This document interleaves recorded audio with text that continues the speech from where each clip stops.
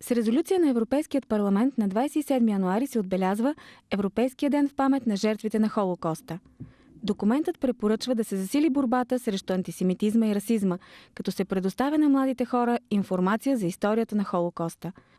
По този повод на 25 януари в зала Иерусалим на Еврейският културен дом в столицата беше представен документалният филм на Чешката национална телевизия «Изповедта на един свидетел на Холокоста». Филм за Иржи Рихтер, един от оцелелите от Аушвиц. Една болезнена изповед за страданията и болката от загубата на любими хора.